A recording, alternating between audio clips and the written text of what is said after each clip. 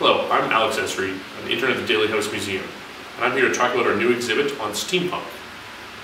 Steampunk's a kind of sort of retro-futurism, like imagining Victorian aesthetics in a modern setting. It originally grew out of science fiction authors taking inspiration from actual Victorian science fiction, like H.G. Wells or Jules Verne. It's become a fairly popular genre lately, and we decided to do an exhibit on it. So it's a bit of an oddity for us as a museum to do an exhibit, something that's not strictly historical, but we've had a lot of fun doing it, and managed to make many interesting costumes and do interesting write-ups.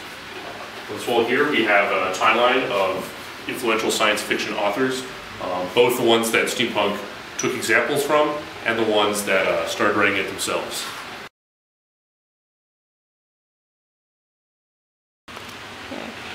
So with an exhibit like this, we get asked a lot of questions, one of which is why steampunk, sort of why the name.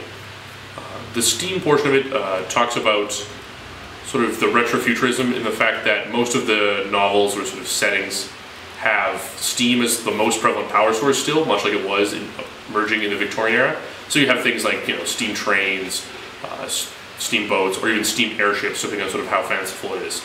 And punk is sort of to denote the fact that though it takes inspiration from the Victorian era, most of the time the stories have protagonists with sort of modern sensibilities.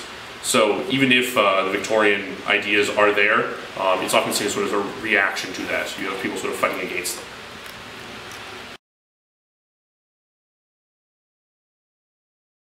Here on the table, we have done a display of several actual inventions from the period.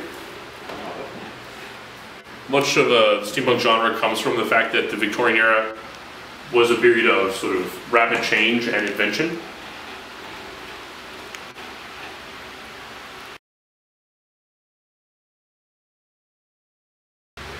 Other important aspects of steampunk are the fashion.